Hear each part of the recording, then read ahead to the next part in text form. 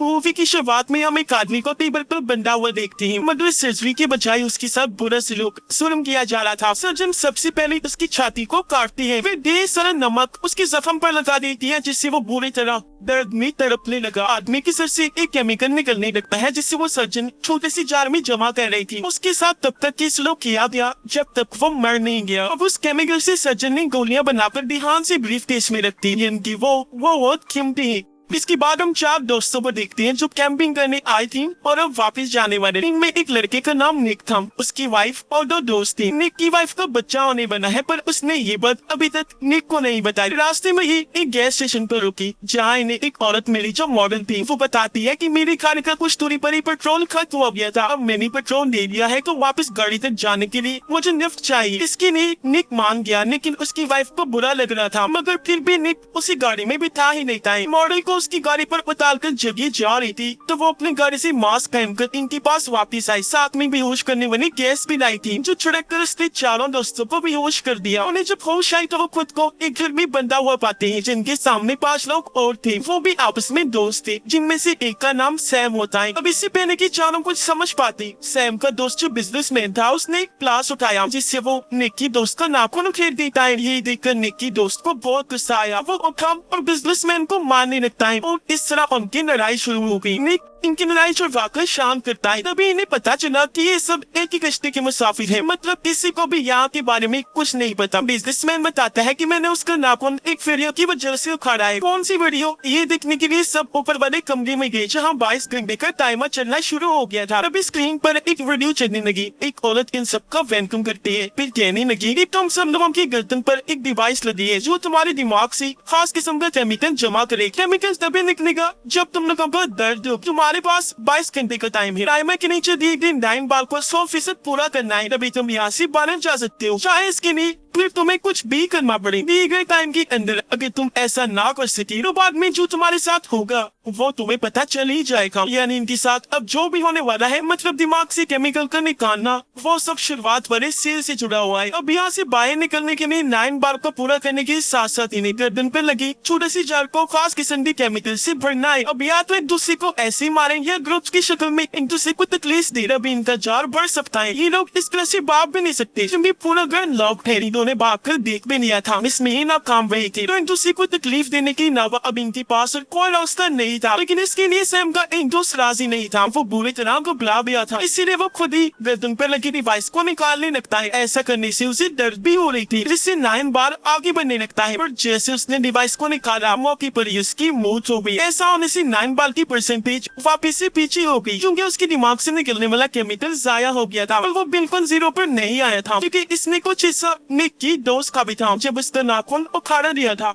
साथी को मरता हुआ देखकर सभी काफी घबरा रही थी। तभी सैम की एक दोस्त तारा, जो बहुत खुदगर्ज थी, कहती है तुम सब लड़की आपस में एक दूसरे को तकलीफ दे दो, हम लड़कियों को रहने दो। पर बिजनेसमैन कहता है कि नहीं, ऐसा नहीं होगा, कोई लड़का लड़की यहाँ नहीं देखा जाएगा, तकलीफ सबको बराबर सहनी पड़ी। तब सबसे पहले बिजनेसमैन तकलीफ सहने की नहीं मान जाता है, क्योंकि वो यहाँ से जल्द से जल्द निकल कर अपने बेटे के पास जाना चाहता है। इसलिए सब लोग उसे कुर्सी पर बिठाकर खूब पीटते हैं। 1 घंटा पीटने के बाद ये रुक गई, जहाँ बाल की परसेंटेज थोड़ी सी ऊपर 7% तक आ गई। लेकिन जाहिर है ये उनके लिए काफी नहीं थी, क्योंकि इसमें टाइम ज्यादा लगने के साथ साथ वो थक भी गई थी। बिजनेसमैन ने भी हालांकि ज्यादा मार खाई, लेकिन बार सिर्फ थोड़ा सा ही ऊपर गया। तो अब इन्हें आसान तरीका चाहिए था, जो वहाँ रखी औजार थी। इसमें टाइम और एनर्जी कम लगेगी, तो ज्यादा होगी, तो बात तेजी से ऊपर जाने लगेगा। ये देखकर बिजनेसमैन को एहसास हुआ कि मैंने पहला नंबर देकर गलती कर दी, क्योंकि सारे खतरनाक तरीके सबसे पहले मेरे ऊपर आजमाए जाएंगे। और अभी लोग बिजनेसमैन को टेबल पर बांध देते हैं। जो तारा कर रही थी बहुत जालिम बनी हुई थी। वो सबसे पहले डंडे से उसे खूब मारती है, फिर चाकू से उसके सारे नाखून उखाड़ देती है। इससे भी उसका दिन नहीं भरा, तो वो उसकी टांग पर चाकू मारकर उसका गोश्त नोचने लगती है। सिर्फ यही नहीं, अब पहले वो उसका एक घुटना तोड़ती है, जिसकी बात दूसरी काम भी तोड़ के रख दी। इससे वो बेचारा अब पूरी तरह से लाचार हो गया था। अभी बेचारा नहीं रुकती, इससे पहले वो उसे जान से मारती। निक बीच में आकर उसे रोक देता है। सारे लोग जब उसे बातें सुनाने लगी तो तारा कहते कि टॉर्चर करना था तो मैंने कर दिया, इसमें मेरी क्या गलती, और मुझे तुम लोगों ने हक बताया ही नहीं थे कि कितना टॉर्चर करना है, इसलिए मैं करती गई।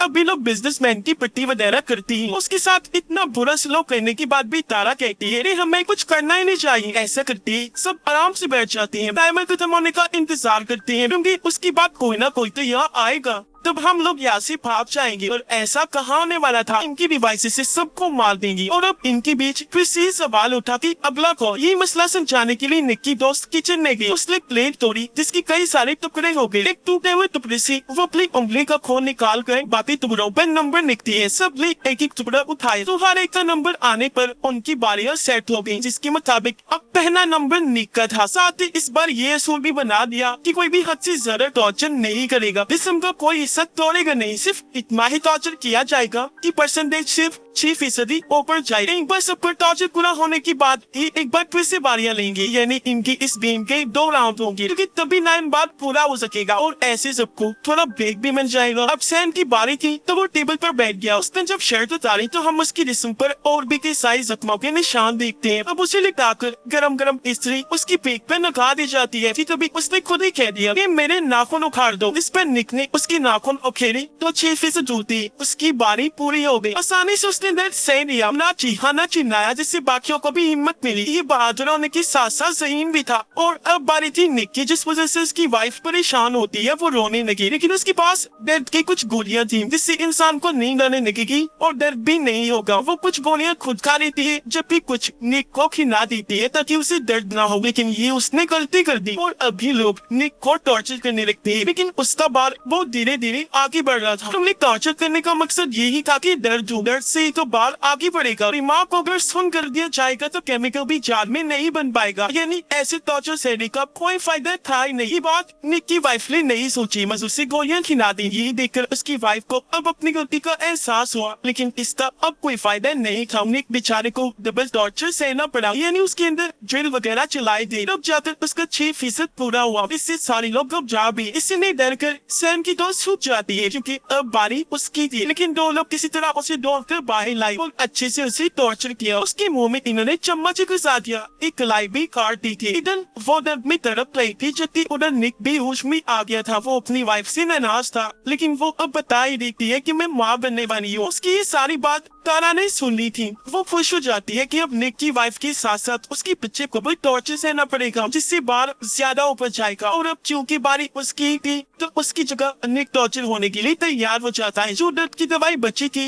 वो उसने बिजनेसमैन को दी थी, पर यहाँ भी तारा काम पड़ा रही थी। इससे निक की दोस्तों को गुस्सा आया तो वो उसे मुक्का मारकर ही बेहोश कर देता है। और अब निक टॉर्चर होने के लिए सामने आ जाता है, मगर उसकी हालत बहुत खराब थी। ये देखकर निक की दोनों दोस्त आगे आ गए। मतलब ये तीनों एक साथ खोलते हुए पानी में हाथ डबोएंगी जब तक कि तीनों का 6% नहीं हो जाता। और अब जैसे ही तैयार हुए डरते हुए निक की फीमेल फ्रेंड पीछे हट गई, जबकि निक की वाइफ और उसका दोस्त अपना हिस्सा करते रहे। एक बार पानी में बाजू डालने के बाद फिर से वही बाजू डालते हैं जहाँ तभी तारा आ गई। उसने एक चाकू लेकर निक की दोस्त पर वार किया, जिससे वो सारा खोलता हुआ पानी उसकी दोस्त के ऊपर गिर जाता है। इससे काफी ज्यादा बार ऊपर चला दिया, लेकिन यहाँ तारा के इरादे कुछ और थी। वो तो उसे जान से मारना चाहती थी। चाकू लेकर जैसे उस पर हमला करने लगी, नबी पीछे से आकर निक उसे ही मारकर बेहोश कर देता है। अब इनका बार 48% तक जा चुका था और टाइम 5.5 घंटे बचे थे।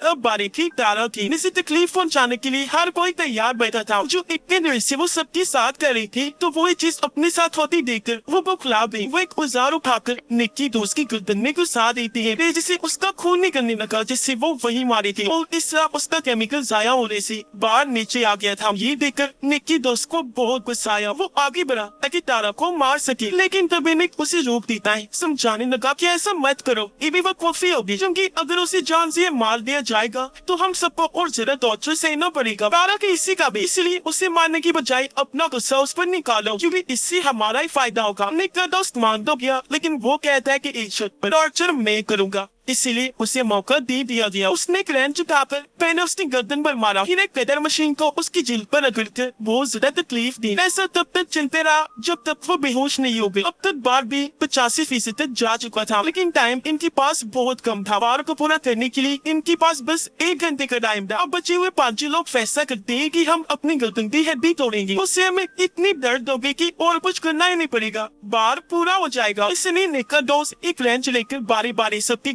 की हड्डी तोड़ देता है, लेकिन जब बारी आई निक की वाइफ की तब वो रुक गया और अब निक रेंच लेकर उसकी हड्डी भी तोड़ देता है, जिससे सच में बार पूरा हो गया। ऐसा होते ही औरत की वीडियो फिर से चल पड़ी, जिसमें वो कह रही थी कि बहुत खूब, तुम सब जीत गई हो, अब ऊपर वाले कमरे में जाओ जहाँ इन डिवाइस के जरिए तुम्हारे केमिकल वाली जान निकाल नहीं जाएंगी, जिसके बाद तुम आजाद हो, यहाँ से जा सकते हो। ये सुनकर उन्हें सुकून मिला। वो ऊपर जाकर बारी बारी अपने जाल को निकलवाते रही और एक दरवाजा सबको बाहर भेजता रहा। सब लोगों के जाने के बाद जब निक का दोस्त गया तो वो चिल्लाने लगता है। उसकी आवाज सुनकर निक को शक हुआ। वो जब बाहर आया तो पता चला कि सब वहाँ मरे पड़े हैं, क्योंकि उन्हें सैम मारा था। वो अब निक की दोस्त को भी चाकू से मार कर एक कमरे में भाग गया। उधर निक की वाइफ अभी भी अंदर ही थी। वो बिजनेसमैन को वहाँ से निकाल रही थी ना। बिजनेसमैन उसे बताता है कि मैंने एक ऐसे ग्रुप के बारे में सुना था जो इंसानों को टॉर्चर करके उनका केमिकल निकाल कर दवाई बनाते हैं, जो एक गोली $12,000 की बिकती है। पर उसे क्या पता था कि मैं भी इसमें ही फंस जाऊंगा। बातें करते करते वो दम तोड़ देता है, जिससे उसका केमिकल जाया होने की वजह से बाल फिर से नीचे आ गया। वो अब 89% पर आ गया था, जिसका मतलब था कि निक की वाइफ यहीं पर फंस गई है। इसे अब खुद ही बाल को पूरा करना है, वरना ये भी इतनी मारी जाएगी। ये चीज उसे करनी भी 18 मिनट हुई है, पर वो एक भी मिनट गवाए बगैर खुद पर टॉर्चर करने में नर्क चाहती है। अपने जले हुए हाथ पर वो सबसे पहले ब्लीच डालती है, फिर उसी हाथ को दरवाजे में देकर बार बार मारकर भेजती है, यहाँ तक कि अपनी कमर भी चढ़ा देती है, फिर उसी हाथ में की ठोकती है। तब जाकर बाल फिर से पूरा होता है। वो बाहर आई। निकलने की बारी उसकी थी, लेकिन सैम ऐसा होने नहीं देगा। वो अपने डिवाइस से निकाल लेता है, लेकिन एक बटन जैसे उसने दबाया,